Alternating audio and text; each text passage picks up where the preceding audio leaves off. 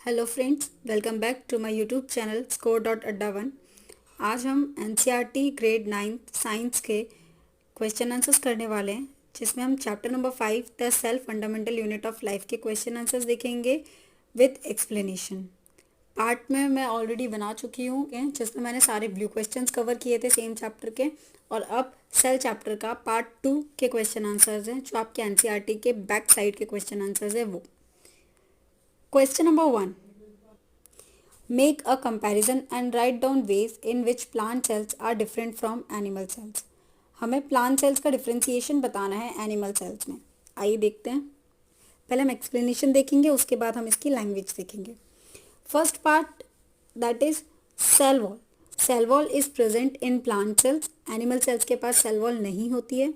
Shape of cell की अगर मैं बात करूं तो प्लांट सेल का शेप जो होता है वो रेक्टेंगुलर शेप का होता है, और एनिमल सेल की बात करूं तो एनिमल सेल जो होता है वो सर्कुलर शेप का होता है, राउंड या फिर सर्कुलर शेप का होता है। न्यूक्लियस की अगर मैं बात करूं तो न्यूक्लियस की पोजीशन हमें पता है due to presence of vacuole, large number of vacuole. देखिए न्यूक्लियस और हम स्ट्रक्चर ऑफ वैक्यूल जो है वो एक साथ ही डिस्कस कर लेते हैं। प्लांट सेल्स में क्या होता है, लार्ज नंबर ऑफ वैक्यूल होता है स्टोरेज के लिए, इसीलिए जो न्यूक्लियस है वो पेरीफेरी पर या फिर हम बोलेंगे कॉर्नर्स पे शिफ्ट हो जाता है। जबकि अगर मैं स्ट्रक्चर ऑफ वैक्यूल की बात करूँ तो स्ट्रक्चर ऑफ वैक्यूल कैसा है, लार्ज वैक्यूल है, ठीक है।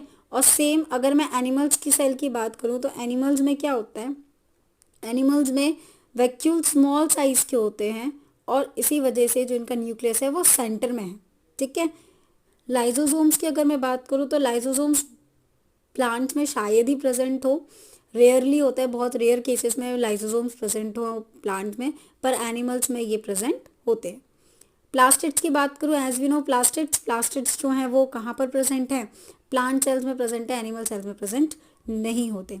स्ट्रक्चर ऑफ वैक्यूल की बात करें तो स्ट्रक्चर ऑफ वैक्यूल अभी हम डिस्कस कर भी चुके हैं। प्लांट्स के केस में लार्ज साइज वैक्यूल होता है, जबकि एनिमल्स के केस में स्मॉल नंबर ऑफ वैक्यूल्स होते हैं और स्मॉल साइज वैक्यूल्स होते हैं, ठीक है। अभी हम इसका एक्सप्लेनेशन देख लेते हैं। Cell wall present in plant cells and absent in animal cells. Cell wall plant cells में प्रेजेंट है, एनिमल सेल्स में एब्सेंट है। Shape of cell distinct edges, shape is either rectangular और square shaped in plant cells. Cell कैसा है यहाँ पर, rectangular या फिर स्क्वायर शेप का है प्लांट सेल्स में, and round and irregular shape in animal sales. Animal cells में कोई शेप नहीं है, इरेगुलर है और राउंड शेप का हो सकता है। सेकेंडली न्यूक्लियस की अगर मैं बात करूँ, न्यूक्लियस प्रेजेंट होता है दोनों केसेस में, lies on the periphery in plant cells में पेरिफेरी यानी कि कॉर्नर्स पर होता है, जबकि एनिमल सेल्स में सेंटर में होता है। लाइसोसोम्स की बात करूँ, lysosomes rarely present in plant cells में शायद ही प्रेजेंट हो, पर एनिमल्स में ये हमेशा प्रेजेंट होते हैं। नेक्स्ट देखते हैं, अगर हम प्लास्टिड्स की बात करते हैं, प्रेजेंट इन प्लांट सेल्स में प्लास्टिड्स होते हैं, जबकि एनिमल सेल्स में प्लास्टिड्स एब्सेंट।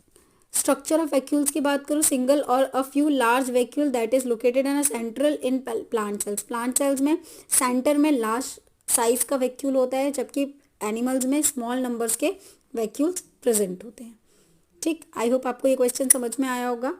चलिए बढ़ते हैं नेक्स्ट क्वेश्चन के लिए। How is prokaryotic cell different from eukaryotic cells. Prokaryotic cells eukaryotic cell से किस तरीके से डिफरेंट है, हमें वो लिखना है। फर्स्ट पार्ट में अगर आपको याद हो, आपने वो वीडियो देखा हो, तो हमने फर्स्ट पार्ट में भी सेम क्वेश्चन किया हुआ था, ठीक है। हम देख लेते हैं यहाँ पर क्या है। प्रोकैरियोटिक सेल्स और यूकैरियोटिक सेल्स, सबसे पहली चीज प्रोकैरियोटिक का मतलब क्या होता है। प्रोकैरियोटिक सेल्स जो होते हैं वो कैसे होते हैं, ओल्ड न्यूक्लियस, जिनके पास न्यूक्लियस कैसा है, ओल्ड न्यूक्लियस है। जबकि यूकैरियोटिक सेल्स जिनके पास न्यूक्लियस कैसा है, न्यू न्यूक्लियस है, या फिर हम बोल सकते हैं ट्रू न्यूक्लियस है, ठीक है। कैरियो मतलब न्यूक्लियस से रिप्रेजेंट करते हैं हम, तो प्रोकैरियोटिक मतलब पुराना न्यूक्लियस वाले, यूकैरियोटिक मतलब न्यू न्यूक्लियस वाले। साइज के बेसिस पे भी हम इनको डिफ्रेंशिएट कर सकते हैं। साइज के बेसिस पे हम कैसे करेंगे, जो प्रोकैरियोटिक सेल्स होते हैं, प्रोकैरियोटिक सेल्स जो होते हैं वो स्मॉल साइज के होते हैं, जबकि हमारे जो यूकैरियोटिक सेल्स होते हैं वो लार्ज साइज के होते हैं, ठीक है। आफ्टर दैट इनके पास सेल ऑर्गेनल्स की अगर हम बात करते हैं, आप यहाँ से क्लियरली देख सकते हो, साइज जनरली स्मॉल होता है प्रोकैरियोट्स में, यूकैरियोटिक्स में लार्ज है। न्यूक्लियर रीजन की अगर हम बात करते हैं तो poorly defined because of the absence of nuclear membrane and is known as nucleoid. Prokaryotic cells में न्यूक्लियर रीजन बहुत ही पुअरली तरीके से डिफाइंड है, जबकि न्यूक्लियर रीजन यूकैरियोटिक सेल्स में अच्छी तरीके से डिफाइंड होता है। क्रोमोसोम नंबर यहाँ पर सिंगल है, यहाँ पर क्रोमोसोम मोर देन 1 प्रेजेंट है। मेम्ब्रेन बाउंड सेल ऑर्गेनल्स, जो सेल ऑर्गेनल्स हैं वो यहाँ पर मेम्ब्रेन बाउंड नहीं है, ठीक है। और जबकि यूकैरियोटिक्स में मेम्ब्रेन बाउंड सेल ऑर्गेनल्स है। मेम्ब्रेन बाउंड का मतलब है सेल ऑर्गेनल्स के ऊपर मेम्ब्रेन है। चलिए पढ़ते हैं नेक्स्ट क्वेश्चन की तरफ।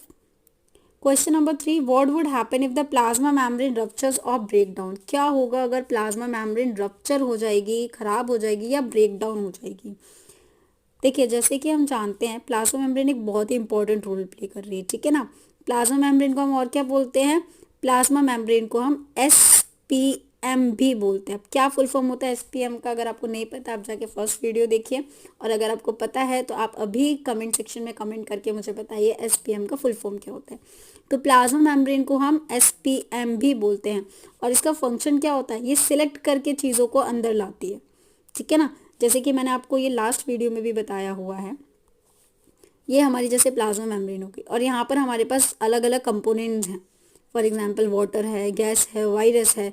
तो अगर ये खराब हो गई है, ये चीज़ यहाँ से खराब हो गई, तो सब चीज़ अंदर जा रही है, वाटर भी अंदर जा रहा है, वायरस भी अंदर जा रहा है, सेल भी अंदर जा रहा है, मतलब सारी चीज़ें जो है वो सेल के अंदर फ्रीली जा रही है, और फ्रीली सेल के अंदर से बाहर भी आ रही है, कोई रोकने वाला है ही नहीं।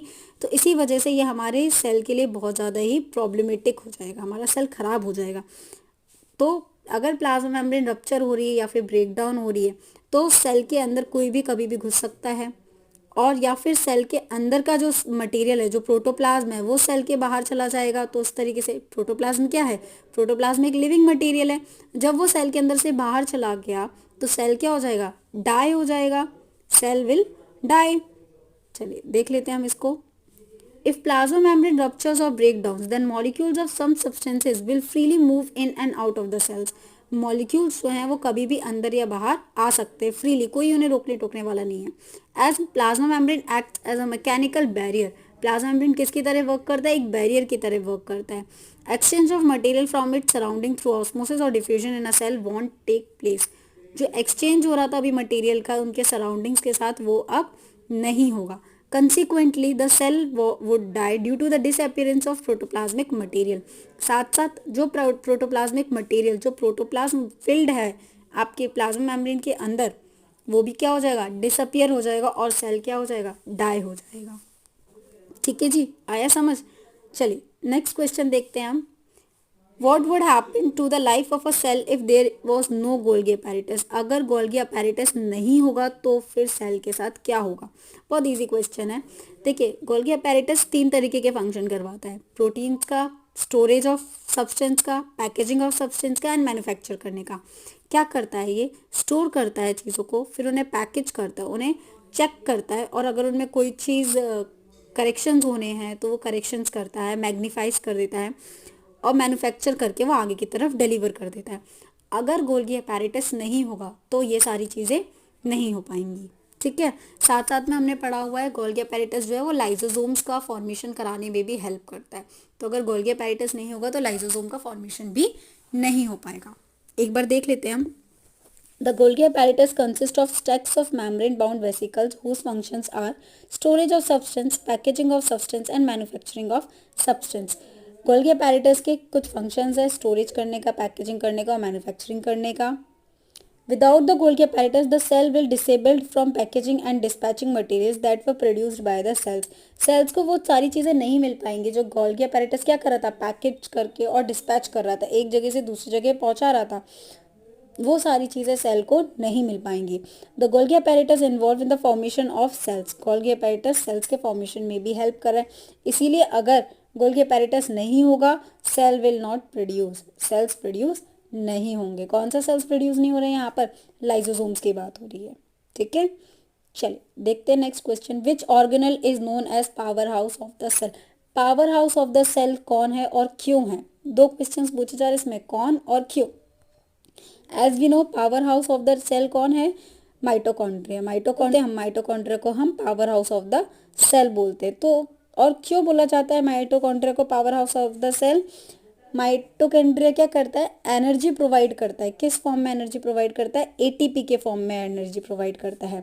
क्या वर्क होता है इस एटीपी का, जब भी सेल को कोई फंक्शन करना है तो वो certain amount of energy lose करेगा, और वो एनर्जी किस फॉर्म में लूज कर रहा है, वो एनर्जी एटीपी की फॉर्म में लूज कर रहा है। तो ये एटीपी कौन प्रोवाइड करेगा सेल को, ये एटीपी माइटोकॉन्ड्रिया प्रोवाइड करेगा सेल को, ठीक है। अब एटीपी का फुल फॉर्म क्या होता है ये आप मुझे फाइंड आउट करके दोगे कमेंट सेक्शन में लिखकर, एटीपी का फुल फॉर्म क्या होता है, ठीक है। चलिए बढ़ते हैं नेक्स्ट क्वेश्चन के लिए। Mitochondria are known as the powerhouse of the cell. It is because it release the energy required for different activities of life. जो भी एक्टिविटीज़ होनी है उसके लिए जो भी एनर्जी चाहिए वो कौन प्रोवाइड करवाएगा, माइटोकॉन्ड्रिया प्रोवाइड करवाएगा। Mitochondria releases energy in the form of ATP. चलो माइटोकॉन्ड्रिया किस फॉर्म में एनर्जी रिलीज कर रहा है, एटीपी के फॉर्म में एनर्जी रिलीज कर रहा है। Molecules essential for numerous chemical activities of life. Hence, ATP is often referred to as the energy currency of the cell. ATP को हम क्या बोलते हैं, energy currency of the cell भी बोलते हैं। बहुत इंपॉर्टेंट 1 मार्क क्वेश्चन में आ सकता है। Energy currency of the cell क्या है, ATP energy currency of the cell है। चलिए बढ़ते हैं नेक्स्ट क्वेश्चन के लिए। Where do the lipids and protein constituting the cell membranes get synthesise. Question में पूछा जा रहा है लिपिड्स और प्रोटीन्स कहाँ पर फॉर्म होते हैं, कहाँ पर सिंथेसाइज्ड होते हैं, कहाँ पर फॉर्म करे जाते हैं। देख लेते हैं हम इनका एक्सप्लेनेशन। अच्छा, इससे पहले वीडियो को लाइक कर दीजिएगा, शेयर कर दीजिएगा और चैनल को सब्सक्राइब कर दीजिएगा। चलिए बढ़ते हैं। लिपिड्स एंड प्रोटीन्स कहाँ पर सिंथेसाइज करवाए जाते हैं। As we know lipids and proteins दोनों ही कहाँ पर सिंथेसाइज होते हैं। भाई प्रोटीन्स तो वहाँ होंगे जहाँ राइबोसोम है, और ये दोनों कहाँ पर है, एंडोप्लाज्मिक रेटिकुलम पर सिंथेसाइज किए जाते हैं। 2 तरीके के एंडोप्लाज्मिक रेटिकुलम पढ़े हुए हैं हमने, SER एंड RER, ठीक है। और इनके बीच में क्या डिफ्रेंसिएशन है, RER में राइबोसोम्स प्रेजेंट हैं, SER में राइबोसोम्स प्रेजेंट नहीं है। RER में राइबोसोम्स प्रेजेंट है और राइबोसोम्स क्या हेल्प करते हैं, प्रोटीन सिंथेसिस में हेल्प करते हैं। और SER में राइबोसोम्स प्रेजेंट नहीं है, पर SER किस चीज़ के फॉर्मेशन में हेल्प करता है, लिपिड्स के फॉर्मेशन में हेल्प करता है, ठीक है ना। तो क्वेश्चन हमें क्या पूछा गया, लिपिड्स एंड प्रोटीन्स कहाँ पर बन रहे हैं सेल में, तो हम क्या बोलेंगे, lipids and proteins endoplasmic reticulum पे बन रहे हैं सेल में, ठीक है ना। चलिए, lipids and proteins are synthesised in the ER that is endoplasmic reticulum, endoplasmic reticulum पे फॉर्म हो रहे हैं। चलिए now let's see the next question. How does an amoeba obtain its food. Amoeba किस तरीके से अपना फूड ऑब्टेन करता है। As we know amoeba is a unicellular, amoeba एक यूनिसेल्युलर है। ये अपना फूड किस तरीके से लेगा, ये फूड है, ये फूड को इनगल्फ करता है, ठीक है ना। क्या वर्ड याद रखना है आपको, इनगल्फ वर्ड याद करना है। ये फूड को इनगल्फ कर लेगा, फूड जैसे ही इसके पास आएगा इसकी जो मेम्ब्रेन है वो डिसोसिएट हो जाएगी और ये फूड को क्या कर लेगा, इनगल्फ कर लेगा। फॉल्स फीट बनाकर, फॉल्स स्यूडोपोडियाज बनाकर ये इनको क्या कर लेगा, इनगल्फ कर लेगा। और इस प्रोसेस को हमने क्या नाम दिया है, इस प्रोसेस को हम बोलते हैं, इस प्रोसेस को हमने बोला है endocytosis,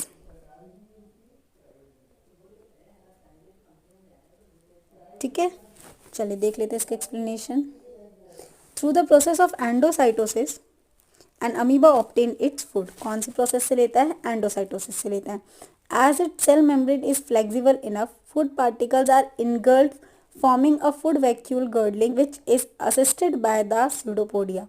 Amoeba secretes digestive enzymes to bring about digestion of the engulfed particles once food is trapped. जैसे ही फूड अमीबा की बॉडी में चला जाता है, अमीबा उस पर क्या करता है, डाइजेस्टिव एंजाइम्स डालता है जिस वजह से वो फूड को पचा सके, ठीक है। चलिए बढ़ते हैं नेक्स्ट क्वेश्चन पे। What is osmosis. ऑस्मोसिस क्या है, एक ही चीज़ें पड़ी हुई है, एक ऑस्मोसिस और एक डिफ्यूजन, ठीक है ना। ऑस्मोसिस क्या होता है, entering of water molecules inside the cell. Water molecule जब सेल के अंदर जा रहा है थ्रू सेमी परमिएबल मेम्ब्रेन, किस प्रोसेस से जाता है वो, ऑस्मोसिस के प्रोसेस से जाता है, ठीक है ना। देख लेते हैं हम। The process of movement of water molecules from a region of a higher concentration to a region of a lower concentration through a semipermeable membrane is known as osmosis. Higher concentration से lower concentration की तरफ जो पानी जाता है, water molecules जाते हैं, उसको हम क्या बोलते हैं, ऑस्मोसिस बोलते हैं, ठीक। नेक्स्ट क्वेश्चन, बहुत ही अच्छा क्वेश्चन है ये, पर्सनली मेरा बहुत ही फेवरेट क्वेश्चन है। इस टाइप के क्वेश्चंस जो प्रैक्टिकल बेसिस होते हैं बहुत ही सही होते हैं। देखिए, carry out the following osmosis experiment, आपको एक ऑस्मोसिस का एक्सपेरिमेंट करना है।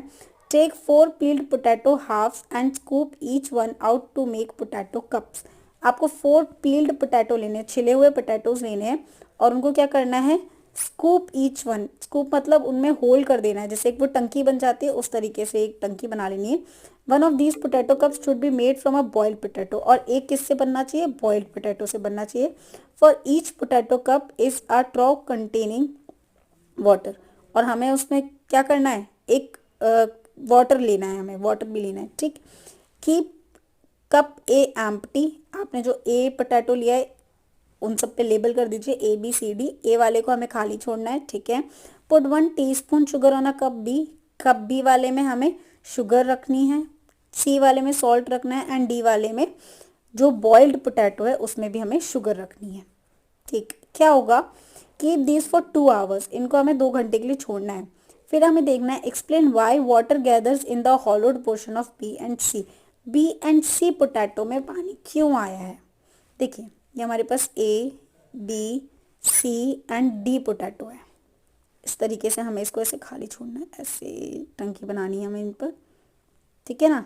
और हमने इन्हें पास में जिस भी कंटेनर पे रखना है उसमें पानी भर देना हमें। तो सीधी सी बात है, वाटर क्या होगा, वाटर हमेशा higher concentration to lower concentration जाता है। तो ये जो पोटैटो की वॉल है ये किसकी तरह वर्क करेगी, ये SPM की तरह वर्क करेगी, और SPM के थ्रू जो वाटर है that is semi permeable membrane की तरह वर्क कर रही है। अब ये वाटर क्या है, हाई कंसंट्रेशन से लोअर कंसंट्रेशन में जाएगा, ठीक है ना। तो क्वेश्चन ए, पार्ट ए में क्या पूछा गया है कि वाटर जो है वो क्यों गैदर हो गया बी एंड सी में। तो इसका क्या रीजन है भाई, water accumulates in the hollowed portions of B and C as a difference in the water concentration is observed, thereby endoosmosis occurs as a cell act as a semi permeable membrane। क्यों हुआ है, endosmosis के through हुआ है, बाहर जो medium है वहां पर पानी ज्यादा है, अंदर पानी कम है, तो वाटर जो होगा वो बाहर से अंदर की तरफ आ गया है, ठीक है। सेकेंड वाला देख लेते हैं हम, explain why is potato a necessary for this experiment. Potato a क्यों जरूरी है इस एक्सपेरिमेंट के लिए, क्या किया था हमने पोटैटो ए के साथ, पोटैटो ए को हमने खाली छोड़ा हुआ था, भाई क्यों जरूरी है। Potato A is essential in this experiment as it is significant to compare different scenarios seen in potato B, C and D. The potato A in this experiment clearly shows that potato cavity on its own cannot bring about water movement. देखो जब आप potato ए रखोगे तो उसमें कोई भी water movement नहीं होगा, क्यों नहीं होगा, इससे हमें पता चलेगा कि जो वाटर है वो अंदर की तरफ नहीं आ पा रहा है। चलिए नेक्स्ट क्वेश्चन हम देख लेते हैं, explain why water does not gather in the hollowed portions of A and D। A and D में कोई भी potato, A and D potato में वाटर क्यों नहीं आया है, हमें ये बताना है। भाई A में अकेला क्या है, cup A does not show any change in the water flow concentration for osmosis to occur which required the concentration to be higher than the other।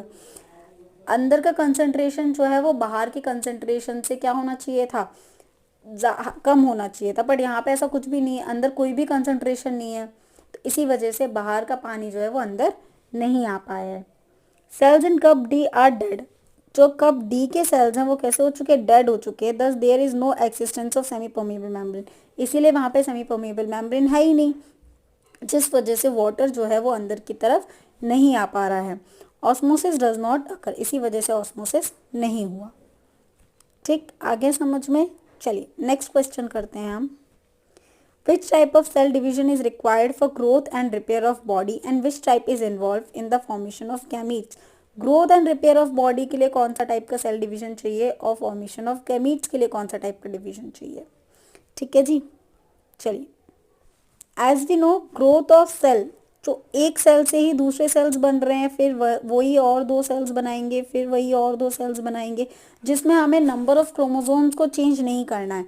46 number of chromosomes ये हैं, ये पूरी ग्रोथ करवा रही है मेरी बॉडी की यही सेल, इन सब में मुझे 46 नंबर ऑफ क्रोमोसोम्स ही चाहिए। तो यहाँ पर कौन सा डिवीजन होगा, ये होगा माइटोसिस, ठीक है ना। सेम नंबर ऑफ क्रोमोसोम्स जब रहते हैं मदर सेल्स में और डॉटर सेल्स में तो वो क्या होता है, माइटोसिस होता है, which is useful for growth and repair of cells. But जब मैं बात कर रही हूँ गैमीट्स फॉर्मेशन की, ठीक है ना, गैमीट फॉर्मेशन क्यों हो रहा है? गैमीट फॉर्मेशन इसलिए हो रहा है क्योंकि आगे जाके वही गैमीट्स क्या बनाएंगे? जाइगोट बनाएंगे। तो अगर फादर के जो गैमीट्स है, मेल गैमीट जो है उसमें 23 नंबर ऑफ क्रोमोसोम्स होगा और फीमेल गैमीट में भी 23 नंबर ऑफ क्रोमोसोम्स होंगे और ये आपस में मिलके 46 नंबर ऑफ क्रोमोसोम्स के साथ एक जाइगोट बनाएंगे, ठीक है ना। तो यहाँ पर क्या हुआ है, जो ये 23 आए हैं फादर के, वो किस में से आए होंगे? 46 में से आए होंगे। 46 का 2 टाइम्स हमने डिवाइड कर दिया 23 में, तो ये हो गया रिडक्शन डिवीजन। ठीक है, क्या होता है जब 46 नंबर ऑफ क्रोमोसोम्स डिवाइड होते हैं 23 एंड 23 में, तो ये क्या बनाते हैं? ये बनाते हैं रिडक्शन डिवीजन। यहाँ पे क्रोमोसोम नंबर क्या हो गया? जस्ट हाफ हो गया। और ये कौन सी प्रोसेस है? ये है मियोसिस, ठीक है ना। कौन सी प्रोसेस है? ये है मियोसिस। तो मियोसिस में क्या हो रहा है? मियोसिस में रिडक्शन डिवीजन हो रहा है, ठीक है। चलिए देख लेते हैं इसका answer. There are 2 ways in which a cell divides, mitosis and meiosis. दो ही तरीके हैं जिनसे सेल डिवीजन कर सकता है, माइटोसिस से एंड मियोसिस से। Mitosis is the type of cell division that is involved in the growth and repair of body, whereas meiosis is the type of division which results in the formation of gametes. Mitosis जो है वो cell का division करवाएगा growth और repair होने में, जबकि meiosis जो है वो सेल का डिवीजन करवाएगा फॉर्मेशन ऑफ गैमीट्स में। चलिए नेक्स्ट क्वेश्चन देखते हैं। ओके, क्वेश्चंस खत्म। होप आपको वीडियो पसंद आया होगा। अगर आपको वीडियो पसंद आया है please like and share the video. Also subscribe my channel. We are on other platforms also like Facebook, Telegram, Insta and Mail.